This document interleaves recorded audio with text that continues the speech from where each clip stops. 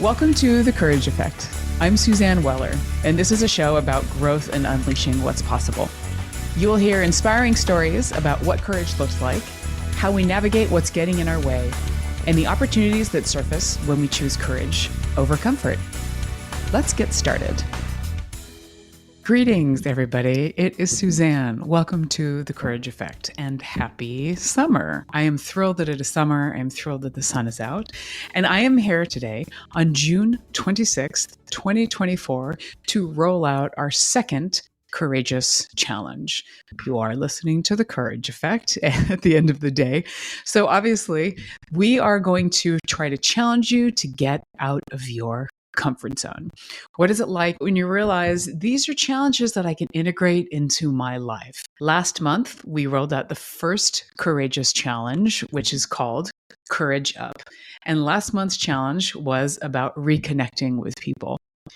I heard some wonderful feedback based on this challenge, and I want to share a couple of those with you. And I also want to tell you about my own experience with this.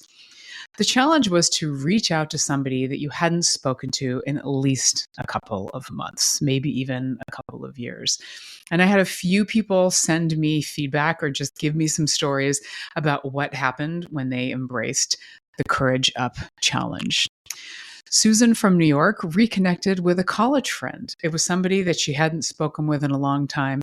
She said she recently took a trip to Mexico. It reminded her of when they actually went in college. And she located her, found her. She is now living across the country. Susan's in New York. And now her friend is living in Denver. So they reconnected. And she said it's been fantastic to actually relive some of their old memories. So love that story, Susan. Thank you for sharing. And then Mark in LA, he talked about actually reconciling with an ex. He left it on not so great terms. He said that he had some regrets over the breakup and how they actually ended the relationship. So he wanted to reach out, not to rekindle the relationship since he is now happily married and he knows that his ex is as well, but just to have a conversation about what happened. And the Courageous Challenge inspired him to do that. And he said it was really awkward and she was really hesitant at first to know why he was reaching out, but they ended up having a really powerful conversation and are starting to move forward in a friendship. Who knows what will become of that? But Mark, I want to acknowledge you for actually stepping up and doing that. Reaching out to an ex is hard at any point.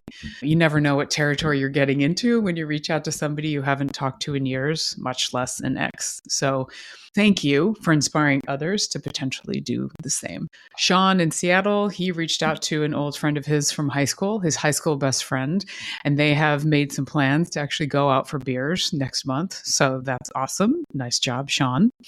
And then I want to talk about me. I actually reached out to about 5 people in the last month. So of those 5 people, I had some great conversations. One person I have not heard back from. I don't know if I will, but I have to reconcile that, see what happens. Maybe he will reach out to me. But of the others that I reached out to, I heard from all 4, and I've had 2 conversations as a result of it. Phone conversations, and one was actually on Zoom.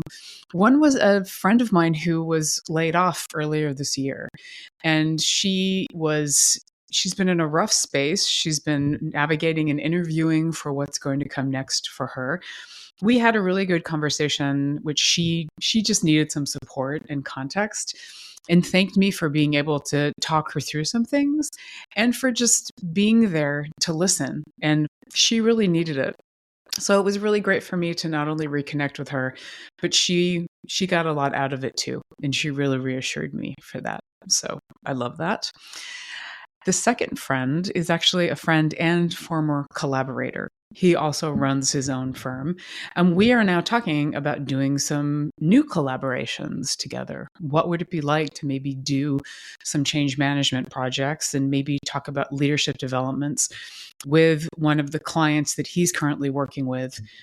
So that might be one where I've actually been able to not just connect with somebody that I really respect, have done great work with, but have maybe opened up new opportunities. So thrilled for that. Andrew, wonderful to be back in touch with you. And I look forward to seeing what happens with our collaboration. There's other stories too. I won't go there to share all of them, but for all of you that embrace this challenge, bravo. This is a big deal. Even if it's just sending a text to somebody, it all matters. So thank you for being part of the Courage Up community. And thank you for spreading courageous contagion, because that's what we are here for. And I want to make sure that that ripple effect keeps on going.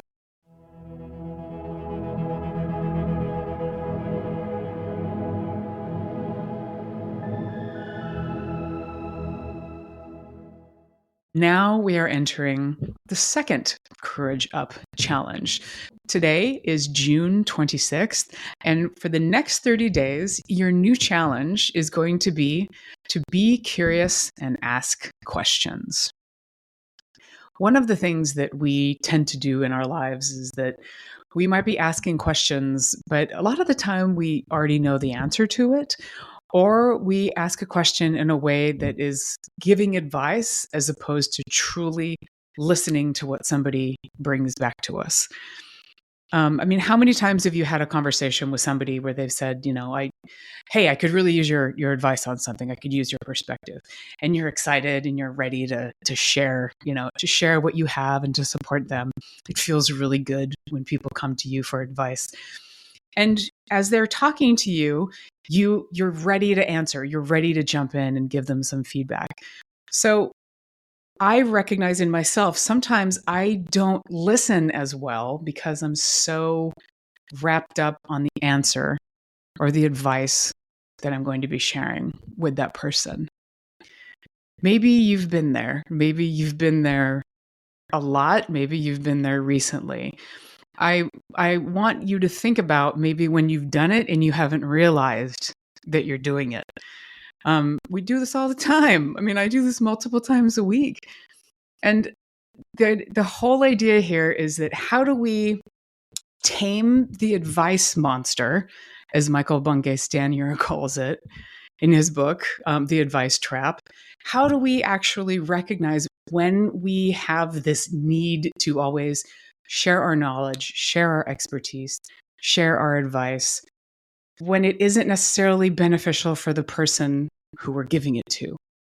Because even if they ask us for it, and we can give them some great advice, it doesn't mean that it's not valuable, but maybe we need to listen a little bit more. Maybe we need to take the time to truly understand what they need help with, to help them to think through the issue, the scenario, or the problem a little bit more on their own before we jump in with advice. Or maybe we can challenge their thinking a little bit. That can be a really helpful thing. I even had a conversation with somebody this morning. She was talking about a challenge that she had with one of her current clients. And one of the things that I always say to, my clients and to my friends, and I said to her is, I encourage you to think about new ways that you might approach this. What are the things that you haven't tried that might work? Or what are the things that you've tried in the past that could potentially fit here? How can we change our thinking into being more curious, into sitting in true inquiry, as opposed to just jumping in and sharing our advice? This is a challenge that I am putting in front of all of you based on the shows that we have had in June. And those two shows were, first of all, with Dr. Erin Meyer, who's the Chief Conservation Officer of the Seattle Aquarium. That show was fantastic in so many ways, as are all the shows.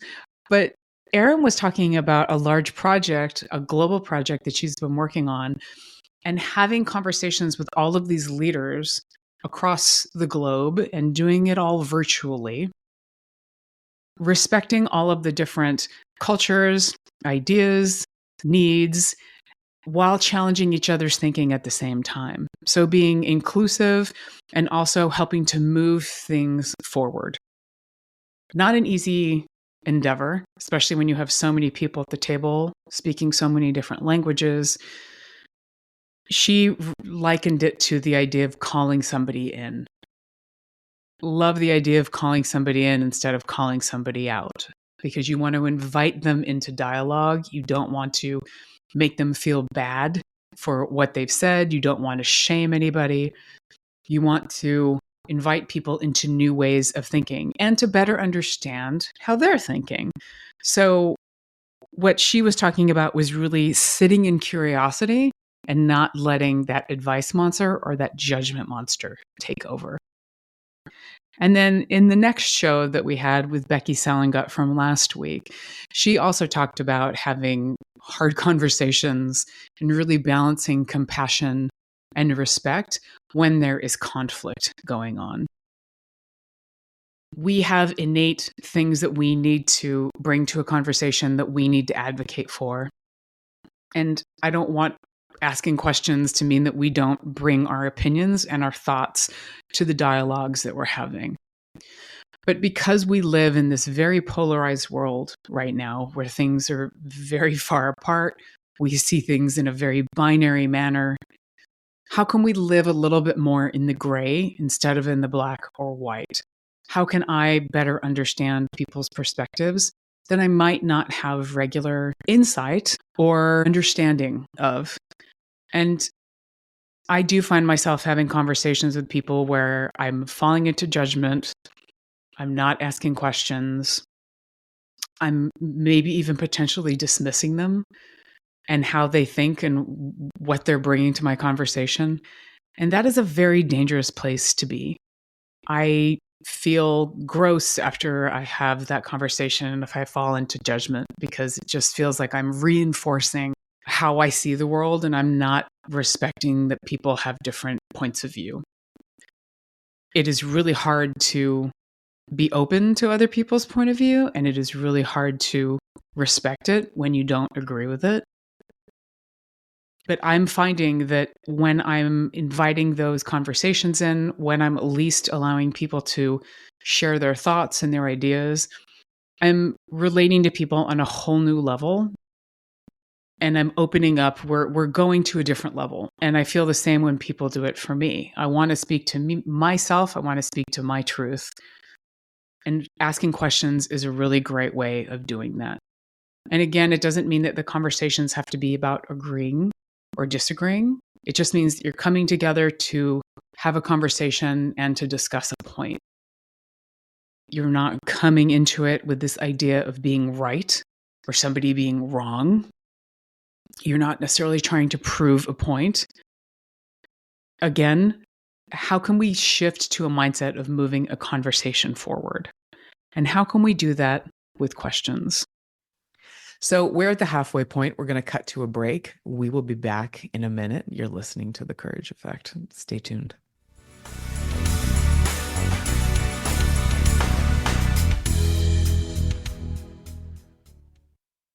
Hey everybody, it's Suzanne from The Courage Effect. As the seasons changed, I poked into my closet and discovered how stale my wardrobe had become. Everything felt boring, and I wanted something different and fresh. I grabbed my laptop and remembered Armoire. Why not clothing rental? I could experiment with new styles, from jeans to something fancy, without spending a ton of money and buying clothes I would only wear a handful of times. Armoire makes clothing rental easy. Build a perfect seasonal wardrobe with brands that are unique, sustainably sourced, and owned by women. All you have to do is take the style quiz, select items from your personalized closet, and they will ship them straight to your door. Armoire allows me to indulge in high-quality designer clothing with no guilt. They promote sustainability with fewer items ending up in the donation bag and landfill, and no dry cleaning fees. Trust me, your cramped closet and the environment will thank you. If you're ready to have your dream closet delivered to your door, you must try Armoire. And right now, my listeners can give Armoire a try and get up to 50% off their first month. That's up to $125 off. Just visit armoire.style, that's ARMOIRE.style/The Courage Effect to get up to 50% off your first month and never worry about what to wear again. Try Armoire today.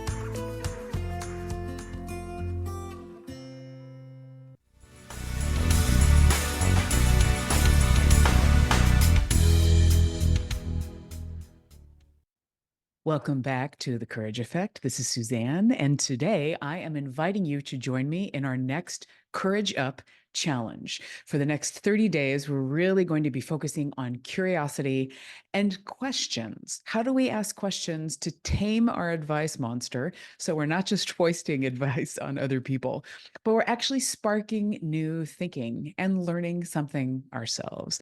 Here is your challenge.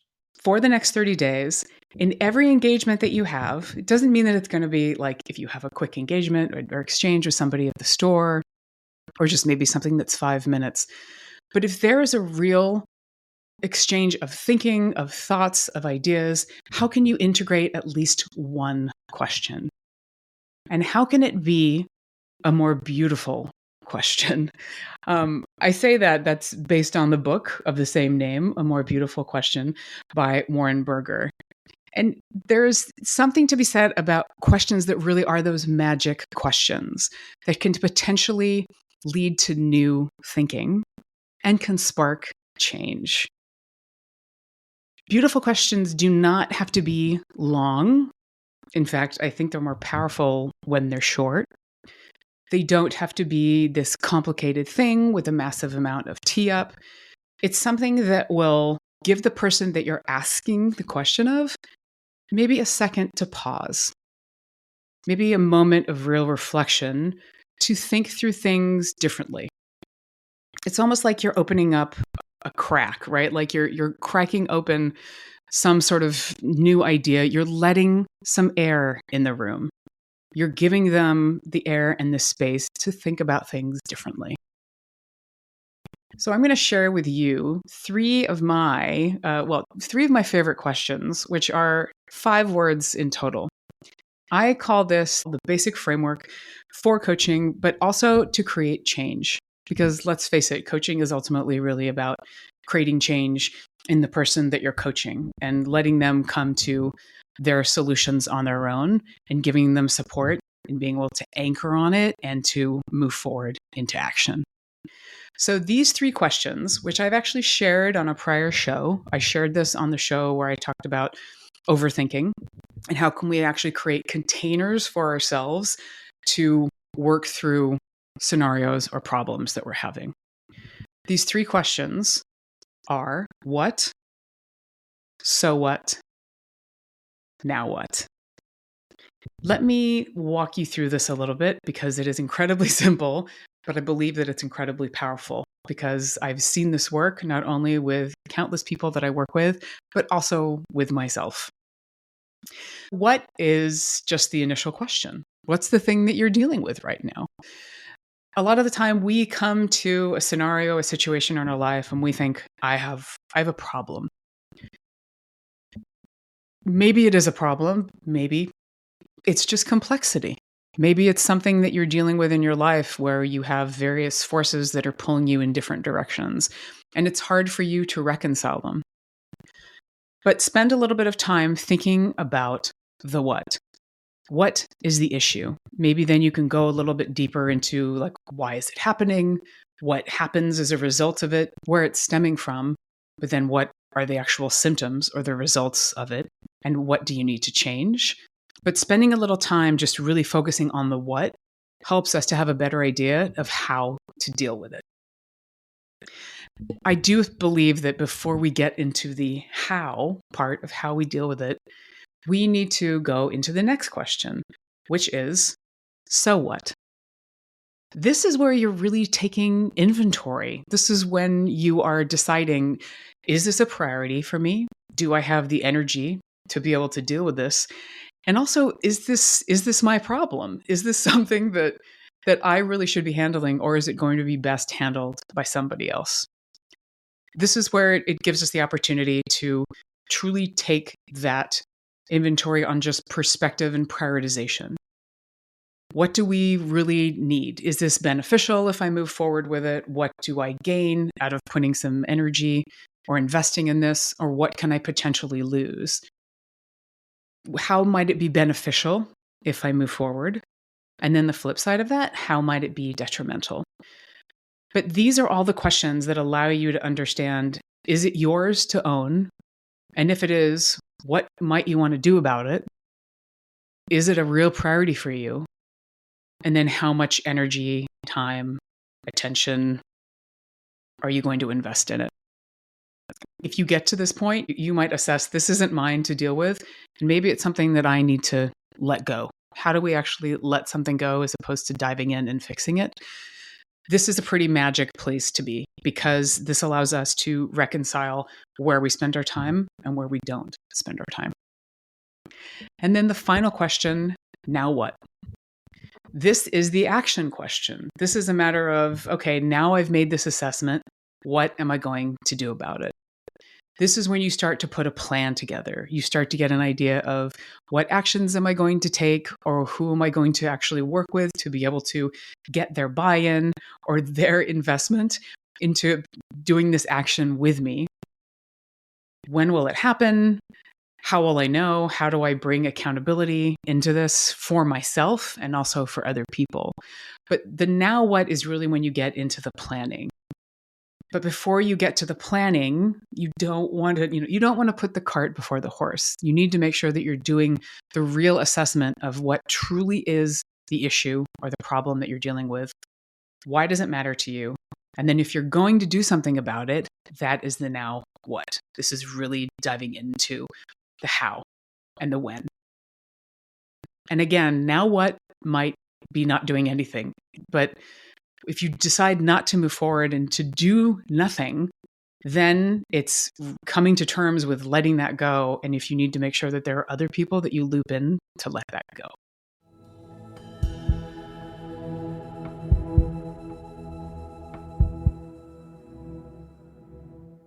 So these are a lot of questions that I've given you.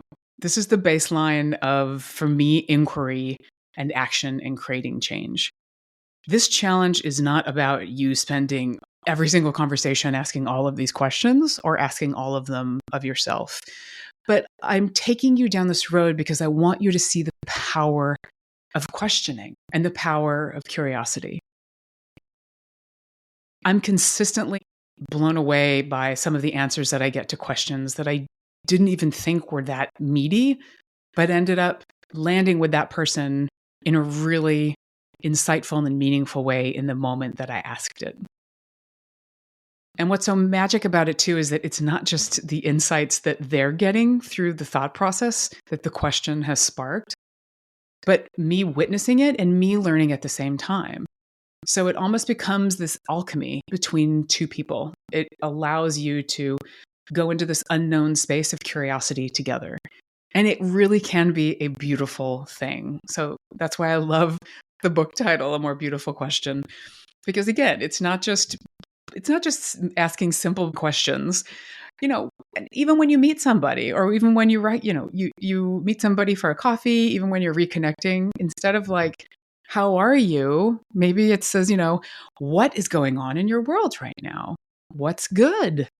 What's your biggest challenge? What are you excited about? Now is the time to have these conversations, to not wait to have them, but also to ask questions. And start with one question in every conversation that you have.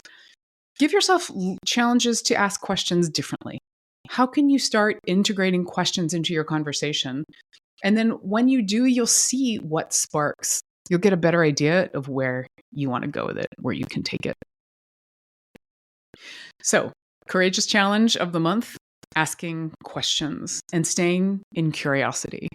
There is so much that we can learn by being in a curious place. It really allows us to listen to people, not pretending that we're listening to people, but really listening to people.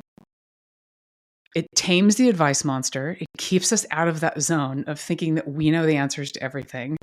And that's where our ego might kick in. Yeah, it feels good, but maybe it's too good. Maybe it's not actually moving a conversation or a relationship forward. And then ultimately, how can you actually change this way that things are just done? Like, rinse and repeat. There are certain benefits to that. We can save time, we can save energy. But a lot of conversations that I have, like, I want to spark something in me. I want to walk away with something new and something different. And I want to make sure that I'm doing the same for the person that I'm having it with. So how might you reinvigorate the conversations that you're having, and maybe the relationships at the same time. So, for the next 30 days, how do you bring new questions, hopefully more beautiful questions, into your conversations? I want to hear the stories about this. This is keeping a whole trove of magic questions. I actually have a massive list that I've been curating and collecting. I started collecting this list when I was getting my coaching certification because I was in a room with about 30 people, including a lot of people that were in the program with me and master coaches and trainers and teachers. And some of the questions that were being asked just blew me away and made me think so deeply in a way that I did not expect. Sometimes they took me into really emotional territory. Sometimes they just gave me, there was something that I knew I didn't even have the energy to tackle right then, but that I wanted to spend time with it later. So I started writing them down. I physically was writing them down in a notebook. And over time, I've transcribed them into a Google Sheet. So I have them there. And it's just really good to go back at different points. I put them into different categories. You know, what are the ones that are good for reflection? What are the ones that are good for resetting, for taking inventory? What about the ones where I need to maybe gain some additional perspective? If I'm tackling an issue or a problem, or if I'm feeling stuck, if I feel like I'm just doing the same old thing and I need different progress. I'm feeling demotivated or everything I'm trying just doesn't feel to work right now. I wonder for you, how can you create your own collection of questions? That's not part of this challenge, but it's really something to think about. Is curiosity and inquiry, they help our brain. They help feed our brain in different ways. Maybe a question journal, maybe a collection of questions. Maybe this is a way for you to think a little bit about curiosity and how you might have your own little stash of secret questions. Who knows? I love it. I mean, I'm a coach, so obviously that's a big part of who I am and what I do. But it is magic to see what just a few words put in the form of a question, what they can do. So move forward, ask questions, be curious, and listen. Let's live in inquiry. Let's live in curiosity. This is how we better understand each other and how we can maybe reconcile some of the judgment that we're bringing to our exchanges every day, and maybe even with ourselves. Some of these questions might be questions that you even ask yourself. If there's one thing that I have really learned over the past 5 years, since I started keeping that questions journal, inquiry is a powerful thing. Curiosity is a powerful thing. It brings creativity. It is really alchemy, and it brings us to magic. Magic can happen. So, courageous challenge number 2, asking questions. Ask one question in every conversation that you have over the next 30 days. See what happens. Try to keep it as simple as possible, but go out of your questioning comfort zone. Try something new, try something different. See what happens. That's why we're here. We're here to do things a little bit differently and to learn from the experience. Please share your stories, share your questions. Courage Up is the hashtag that you can use. You can reach out to me directly via our website at thecourageeffect.com. And it's going to be a great 30 days. I'm thinking about some of the questions that I might be bringing into new rotation or that I might be introducing into my rotation over the next month. And summer's kind of a fun time to do this. I feel like this is a time where we have a little bit more headspace, hopefully. Hopefully we're taking some time off and getting a little bit of a break. So let's think of this as an experiment. It's a challenge and it's an experiment. So join me to Courage Up, everybody. Thank you for being part of the Courage Effect community, and I will see you in July. Thank you for listening. Stay courageous and courage up. The Courage Effect is brought to you by Weller Collaboration. We're a team of talented coaches, executive advisors, and consultants who partner with our clients to enhance their leadership, become more adaptable, and to really get out of their own way to work more effectively together. More information about Weller Collaboration is available via the links in our show notes. Please spread the word about The Courage Effect. Rate and review your favorite episodes on Spotify, Apple Podcasts, or your favorite podcast platform. Share with your colleagues, family, or anyone in your universe who might be inspired by a good dose of courage. If you have feedback, thoughts, or would like to apply to be a guest, please contact us via our website. Benny Mathers is our producer. Dave Nelson composed our theme music. Alex Sandyforth is our administrative maven. And I'm your host, Suzanne Weller.